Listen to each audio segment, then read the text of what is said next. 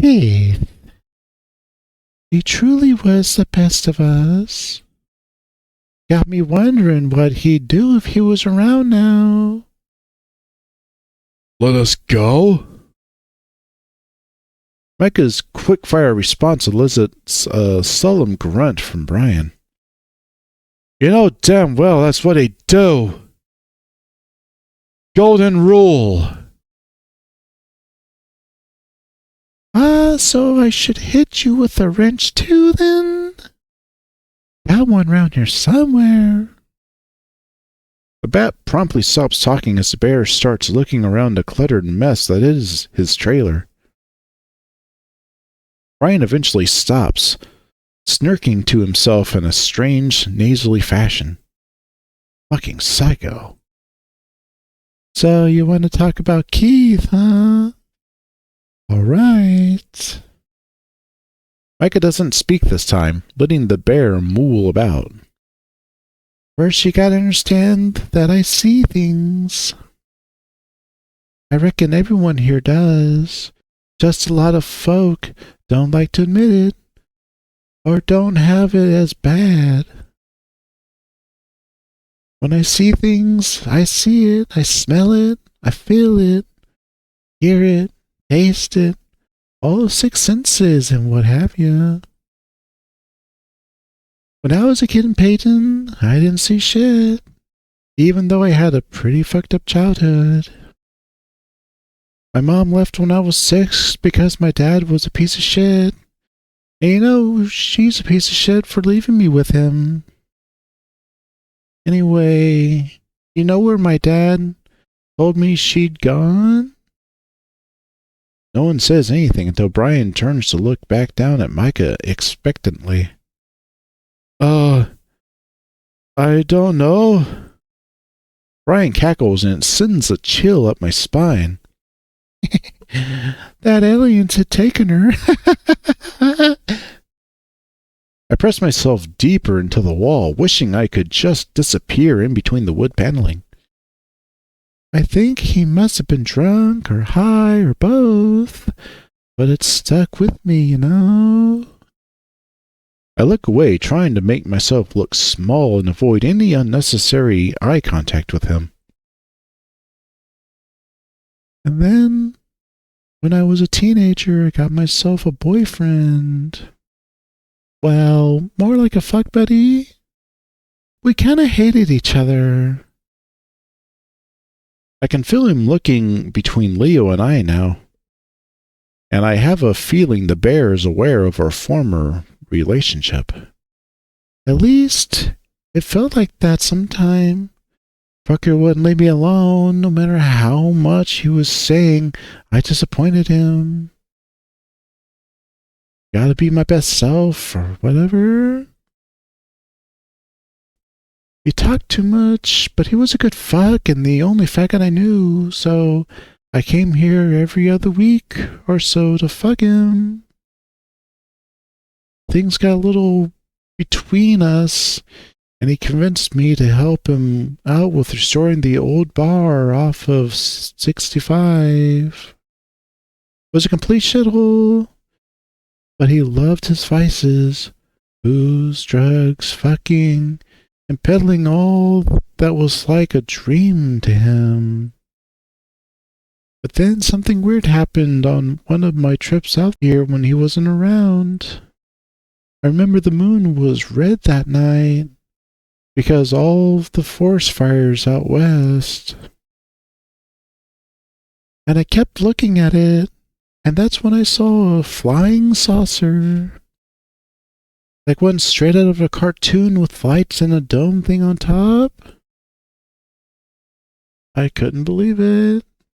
But there it fucking was, floating through the sky. And you know, even though it looked stupid as fuck, I knew I saw it. And it was fucking evil. I just knew it. Brian finally looks down at me again. And that night, and almost every night after, I'd wake up and couldn't move and aliens would be around my bed. And there was this one alien that I knew was my mom. She didn't look like my mom. She looked like an alien. But I just knew it was her. And she'd do these things to me, sometimes to my mouth and eyes and nose. But usually to my dick. Torture me, and it felt fucking real. Brian chuckles, still staring at Leo and I. Fucked me up good. And I blame my boyfriend for it. For bringing me to Echo. Because I was sure that's where the evil came from. I outed him that year. Skull fucked him when his mom was still home and got him caught. So he had to leave town because of it? Micah's lightly fuzzed face seems to lose some color to it at that, his wide eyes shifting to the linoleum beneath him. The massive bear shakes his head. Didn't stop the dreams, though? So, he just left us all behind then? Oh no. Brian straightens up in his chair, it creaking loudly. He stuck around the res on account of him being Meseta and all. Found him at a gay bar. What does that mean? It means I have an idea. Brian stands up from his seat and disappears into one of the back bedrooms. He calls back to us. Something to pass the time with? Was saving this for Clint, but he's been keeping scarce lately. He comes back with what looks like a step stool, a medical satchel, and a whip? Upon closer inspection, it's not a whip, but a noose with little bits of metal embedded around the edges. Razor blades. A noose with fucking razor blades. What the fuck? Brian gets to work tying it up to a conspicuous hook on the kitchen ceiling. He's incredibly quick with tying the knot, like he's done this 1,000 times before. I can feel my heart pounding in my ears, each blade on the noose glinting with what little light there is in the trailer.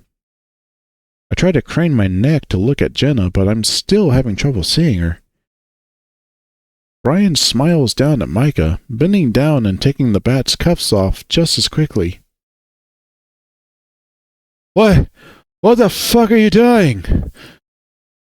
Shut up, it'll be okay. Be calm, don't struggle.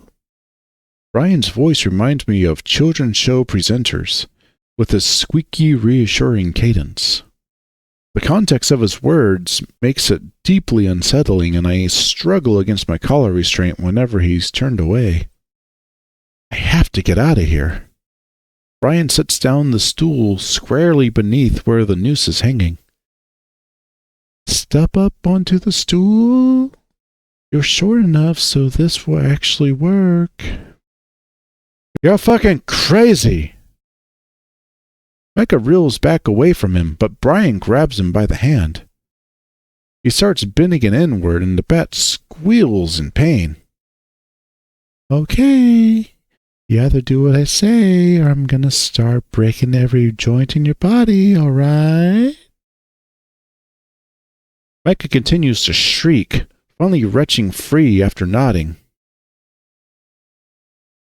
Okay! Put your head through the noose. I can see the turmoil in Micah's face, 1,000 fight-or-flight responses running through his head. The inside of the noose doesn't got any blades, just the outside, so you can't be grabbing it. Micah stares through the hole in front of him. Do it! He's about to grab for the bat's hand again, but Micah shoves his head through just in time after stepping up on the stool. I'm in! Good. The bear reaches up and tightens the noose more firmly around the bat's neck, looking proud of himself as he does so. He's cinching it hard until it's clear the bat is struggling to breathe. With a smile, he reaches down and tugs off one of the legs of the little step stool. Brian chuckles to himself as the bat teeters, Micah nearly kicking the stool away. He just barely manages to keep himself upright, with the tip of his toes catching the edge. His cheeks flare as more of his weight is having to be held aloft by his neck, the strain causing his neck veins to bulge. He gasps like a fish for breath, swaying his hips from one side to another to get a more solid standing position. I can see him resisting the urge to grab the noose, an act that would surely strip his fingers to the bone. Brian, meanwhile, chuckles to himself, tickled deeply by the display. There you go. Brian has turned away from me now, but even from this angle, it's clear he's rubbing himself through his sweatpants. I'm petrified, wanting to scream out to make him stop, but not daring to make a sound. This is what Duke was warning Brian not to do, and he did it anyway. I closed my eyes, praying to see that weasel again, to put a stop to all this. Hey, don't think I forgot about you all. When I opened my eyes again, he's looking directly at me. Well, you two, at least. I mean, given a chance of a bunch of guys and one girl, what kind of queer would pick the girlie? He says the word queer with distaste, the bear beginning to reach into his little satchel. He looks at Jenna as he pulls out what looks like a long spool of string. The others tell me you were a bit of a bitch anyway. At least, that's what your brother said. I keep expecting Jenna to start speaking, talking him down. Full psychoanalysis mode, like all those thriller movies. But right now, she is completely silent. Leo stirs slightly beside me, mumbling something incoherent. Brian has scissors now, his knees down in front of us. I begin to feel faint as he points the edge of them toward me with a smile. Instead of cutting me, he begins snipping along the side of my shorts and underwear, cutting up to the waistband. What are you doing? Micah teeters in the kitchen, letting out a blubbering, choking sound as he struggles for breath. Saw you a few weeks ago. You had no eyes.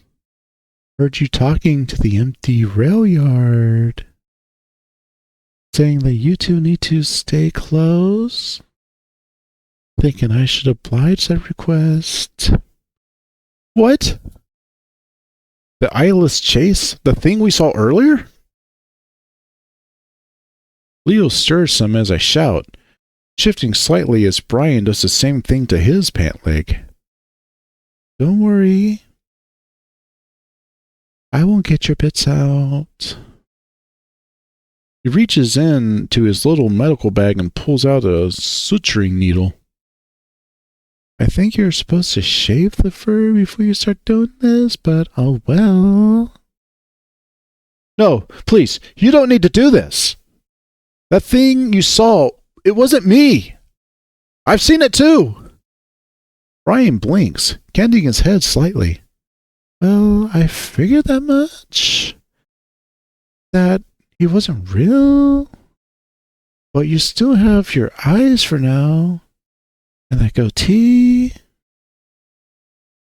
He's pushing her legs together now, and my heart feels like it's in my throat, my vision starting to blur. Don't squirm now, or it turns to joint breaking time. And I can always stitch other things together. Oh no. Oh God. No. The needle hits me first, and at my mid-thigh. I cry out, squeezing my fists against my chest. I want to deck him, punch him, do anything to make him stop. I yell so loud I slobber onto the front of my shirt, tears once again welling in my eyes. I can feel the metal pierce through my skin, far too deep as it tears through muscle and tugs it back out again. Leo begins to writhe slightly as it goes through his leg, though he doesn't wake. That's one. Stop! I start to feel faint as blood pools from the new holes in my thigh, though the needle re-entering promptly wakes me back up. Fuck! 2. Stop! Jenna speaks from the corner of the room, her voice unlike I've ever heard her before. Quiet. So much that I don't know if Brian even heard her. 3. Micah gasps, wobbling erratically as blood drips from his left hand. He must have gripped the rope for a second and cut himself. Don't fall, kid. Brian calls to Micah before looking back. He has a lurid gaze as he stares directly into my eyes, pushing the needle in again. So deep I'm sure it scrapes the bone, and it's like my whole body has been lit on fire. Snot dribbles down my nose.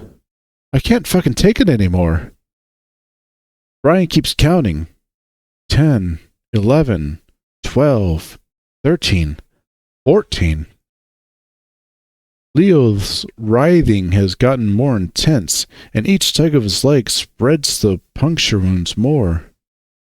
I can't take it.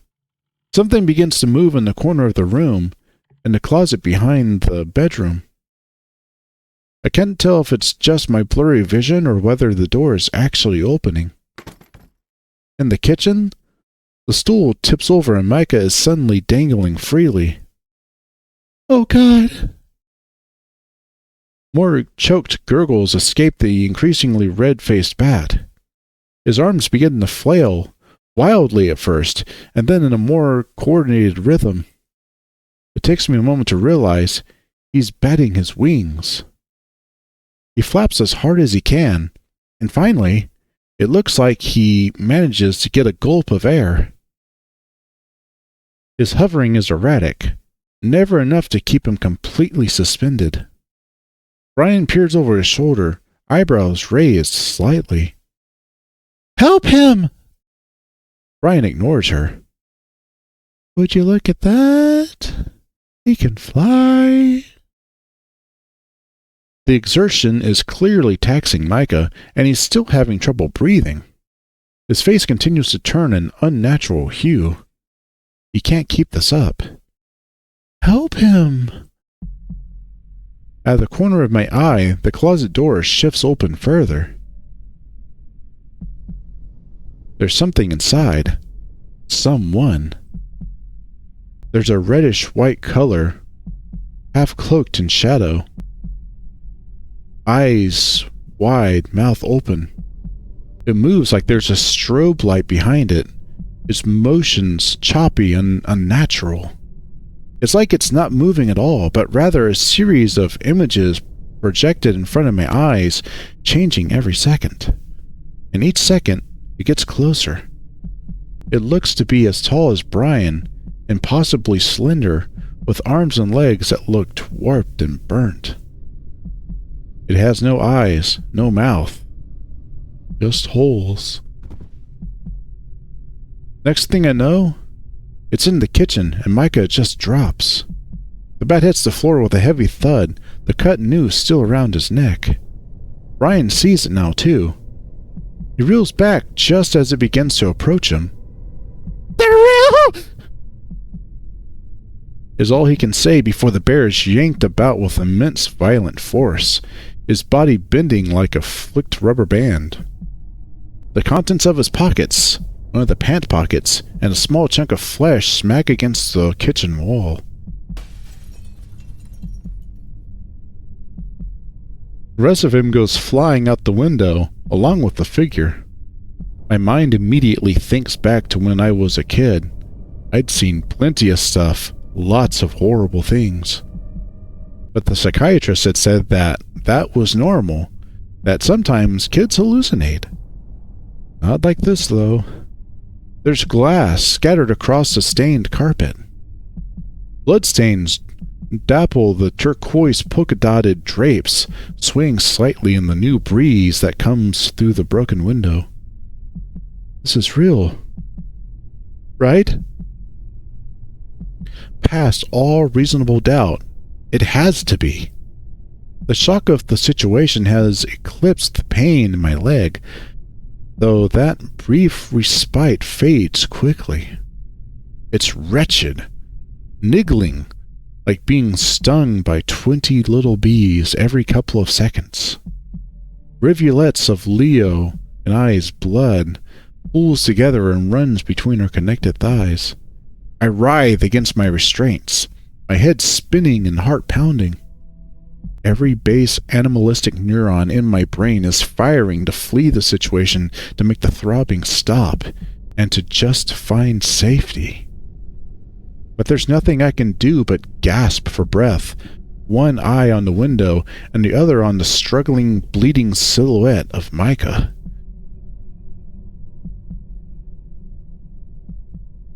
My vision blurs, and when it refocuses, the bat is up on his knees, yellow eyes wide and bloodshot. He says something. His voice is high-pitched and quaking, utterly indiscernible. At least to me, right now. He scrambles to his hands and knees, coughing and wheezing while yanking open several of Brian's kitchen drawers. Dirty silverware, cooking utensils, and faded yellow receipts shower the floor. The ruckus is immense. I'm sure the thing outside hears it. That is, if it's even capable of hearing. He pulls another drawer completely out of its socket, and an assortment of bottle openers, chip clips, and twist ties clatter forth. Panting out ragged breaths, his fingers grab something glinting and silver from the new pile. His eyes widen. Keys! For a moment, his gazes trail to the door, then back to us. He coughs again, swearing some obscenity that I can't fully make out. Scampering along from the kitchen to the other side of the room, he begins using the key on Jenna's restraint. There's a satisfying click, and I can hear Jenna gasp. "Thank you," she whispers. Micah wastes no time, moving back into my sightline for a moment to reach Leo beside me. "You..." Leo moans, seemingly aware of the bat's presence, as a large paw reaches out to touch the bat's soft mane of white fur. Micah stops for a moment, blinking some at the still definitely out of it wolf. Leo's arm goes limp again, the bat exhaling a coarse breath, trying to steady his own shaking hand so that he can unlock the wolf's restraint. Jenna quickly heads to the kitchen, grabbing a knife from the torn cutlery drawer. "We'll get you out of this in a sec. Just don't squirm, okay?" She looks at me, her turquoise eyes wide and glistening.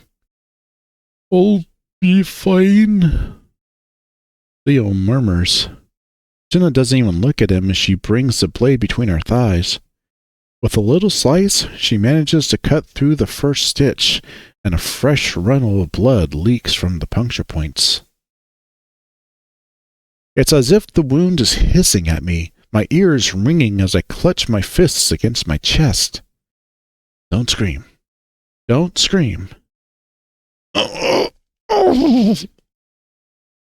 I whimper as the knife nicks the second, but doesn't quite break the string. Instead, it tugs up, widening the piercing and tearing at the skin. Leo stirs, his fists clenching as his half-lidded eyes try to focus on Jenna.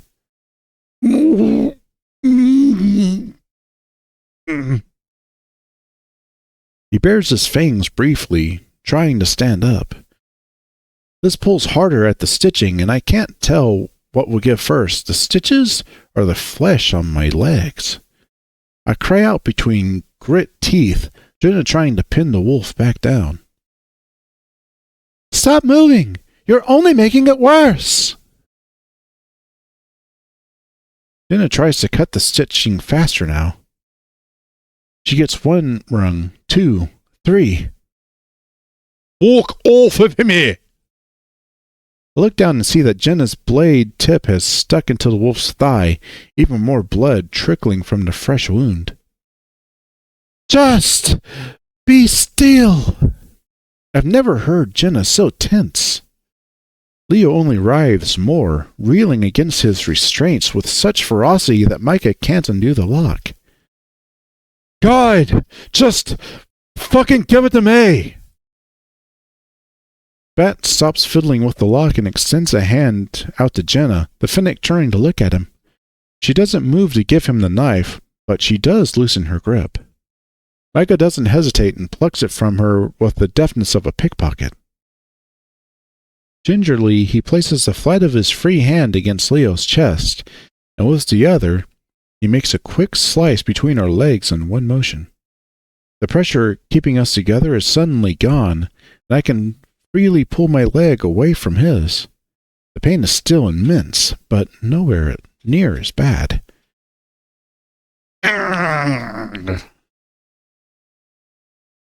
You are so fucking lucky. I look up at the small bat as he moves to unlock Leo's restraint. If I'm lucky, I certainly don't feel like it. Yeah? So are you. Bat lets out a sharp exhale as Leo is freed. Surprisingly, he stands right up, albeit less than steadily. It's still not entirely clear that he knows where he is, blood still running down the side of his leg. Micah takes a cautionary step back, though the dazed wolf doesn't appear to be outwardly hostile toward him. In fact, the two meet each other's gazes for a moment, and Leo sobers slightly. What? He mumbles, raising himself with a large arm against the wall. As Micah shifts his freeing efforts to me, Jenna nimbly steps around the broken glass and makes her way to Brian's fridge. She pulls open the door, tucking out various foodstuffs in plastic bags.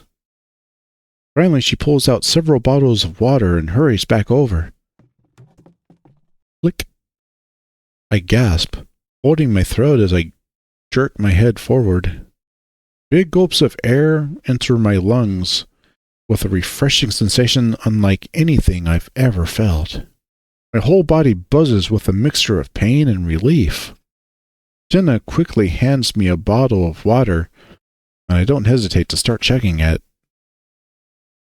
Well, I try to, and then realize the cap is still on. After rectifying my error, I can see the frazzled look in Jenna's eyes. Her usual calm demeanor gone, and in its place a deeply unsettling visage that matches how I feel. She briefly looks out to her side toward the broken window, then back to me. Chase, Micah takes 2 of her water bottles, giving one to Leo and one to himself. That thing. Jenna nods. Yeah. Was that the thing you mentioned to me? On the hike?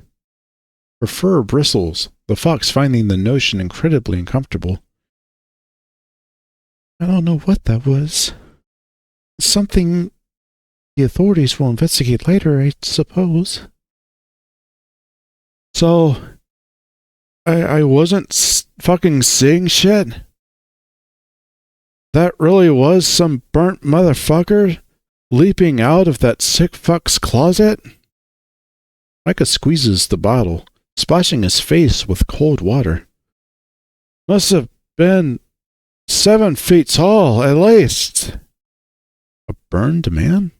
Is that all he was? Just another victim of Brian's cruel tortures, stashed away until now? Do you think he's still outside? Maybe? Jenna responds in a hushed tone. I doubt Brian's in much of a threatening state, though. Yeah. You all seem to be fixated on the broken window, though none of us are jumping at the chance to investigate more closely. No one except for Leo.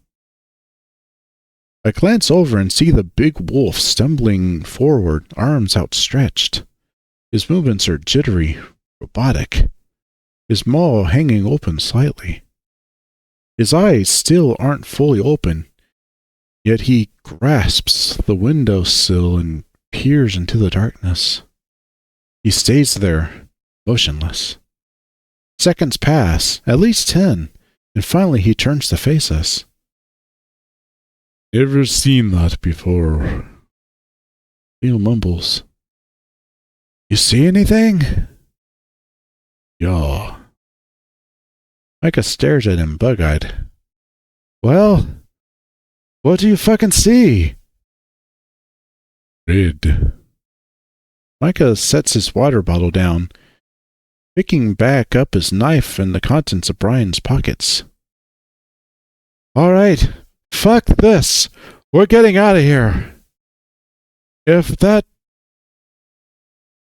person we totally all just saw wanted to do us in, it would have done so.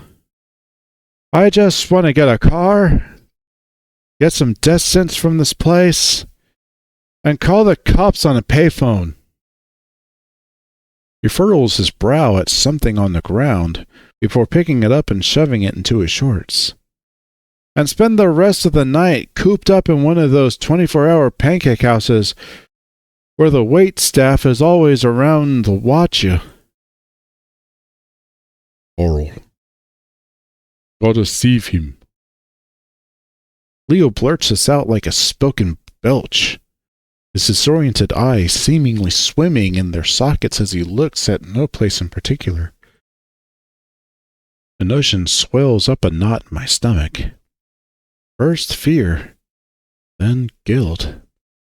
Carl had been subjected to this for days, and maybe he knows more about the thing in the closet. That's a job for the police.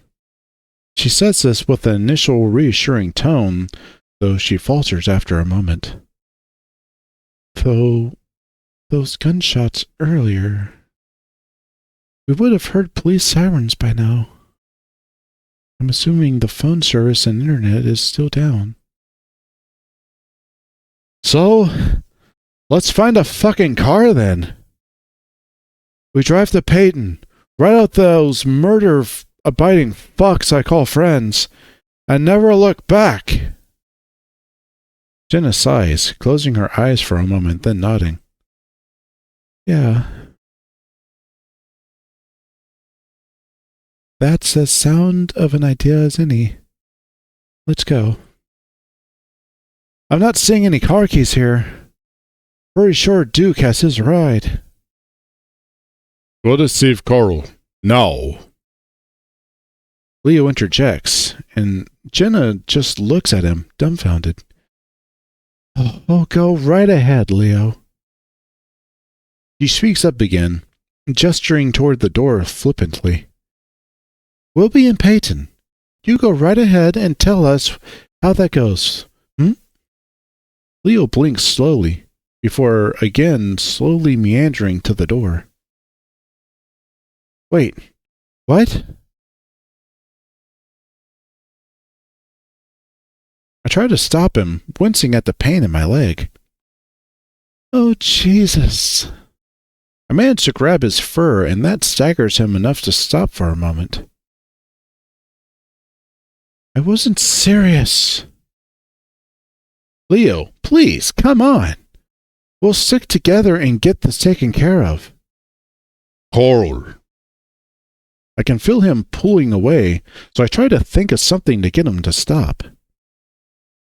Leo, man, we need you. I need you. I squeeze his paw briefly, just enough to show him I'm here as his eyes close once again. Like a lost child, he squeezes back. The physical contact feels nice, though after being stitched to him, I am relieved when he lets go. You two, good to move? I take a tentative step and Jenna takes me by the arm in case I fall. The pain is dizzying. I have an overwhelming urge to just down a bottle of ibuprofen and crawl in a corner. But I definitely can still walk. I'll manage. Jenna smiles faintly at me. I'll help him. Leo, in all his stupid glory, says nothing as he pulls open the front door and steps outside into the dark. Micah steps up beside us, his skinny arms folded tightly over his chest. Okay, urgent care for him, and then the pancake house.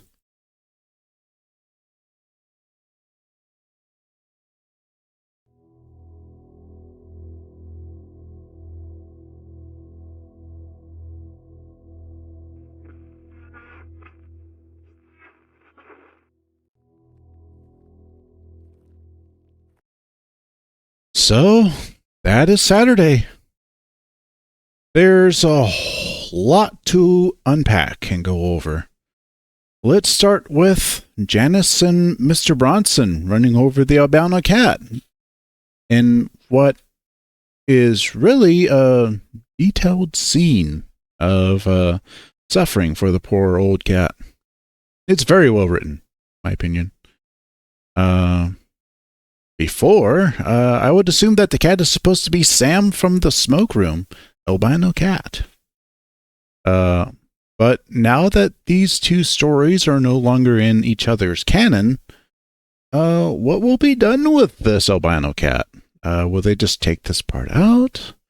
I don't think they could. I mean, they'd have to run someone else over, right? Because that van that they drive after they get the albino cat out, they drive it off into the desert and they just leave it there, and that becomes the van from Route 65. Plays a very important part, and it's on the cover. So I don't know what the authors and writers of Echo are going to do with this.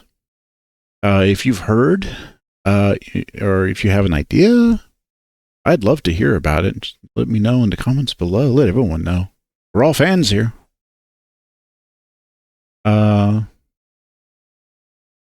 It's also kind of crazy. If you think about it, Mr. Bronson just leaving the van there, not reporting the vehicular homicide, manslaughter. He didn't mean to do it. It kind of tells you what kind of person Mr. Bronson was.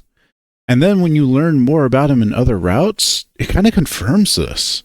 It goes in line with to build his character as someone who isn't the greatest model of a good citizen, you know? Yeah. I guess, and in that same dream, there is the figure up on the hill. After Janice and Mr. Bronson walk away, there's the figure on the hill. Is that the Socket Man? Or is the Socket Man something different? I think this thing is connected to Jenna somehow. If not that, then specifically the Socket Man definitely is connected to Jenna somehow. Like, it protects her. The dream Jenna tells Chase about, I think it's foreshadowing for what comes later in the day. The big evil dragon could be the Socket Man. Jenna could be the baby dragon that the big dragon's defending. And so Brian is the king, as in Kingpin.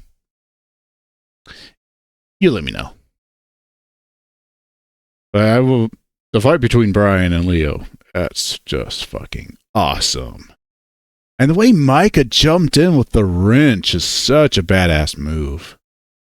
I mean, Micah is quickly becoming one of my favorite side characters. It sucks how bad he gets it later in the route. Holy shit. But it does make sense that Brian would do that. You know, in general, just everyone. That bear is a sick fuck. Oh, and the thing moving in the motel room. With nothing but sprites and just transitions, it's so eerie to see something move in the story. Really adds to the natural element of the thing that I guess Leo conjures up. It really kind of freaked me out the first time I saw it. And finally, just hint at it a little bit before the scene in Brian's trailer. We now know what Duke saw, because he keeps mentioning it in pretty much every route. Duke mentions seeing Chase before. Now we know what it looks like. So it definitely looks like Chase, seeing how it is made in his image. So no one can blame Duke for being suspicious. I mean, hell, he seems reasonable in a way. Yeah, up to kidnapping. That's extreme. But even then, he makes some good points. Like he's protecting Chase from the crazy shit going on in town. But it's also in this scene that we see how sick Brian is. We only got a taste of his sadism in Leo's route. This is on a whole different level.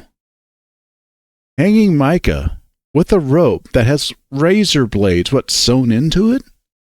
Fucking razor blades. And then sewing Chase and Leo together? Holy shit. Just holy shit. This is the worst. Is this the worst we see of this guy? I mean, I hope so, but at the same time, I kind of don't hope so. He's kind of like the train wreck you can't look away from. Can Brian be worse? And what else would he have done? What else would he do? All we know is that the monster came, took out Brian after saving Micah. Reminds me a little of the game Outlast. If you've played that game and watched playthroughs or let's plays. Again, I really... And when Jenna is like basically begging for Brian to stop. And that's when the monster comes out. That's another thing. It makes me think the Suck It Man is related to Jenna somehow. And it's something we'll learn more about later. I'm real excited for. But that's kind of the review. How I feel about this day in Jenna's route. That's it for Saturday. I hope you've enjoyed so far. And I'll see you all in Sunday. Until then, bye!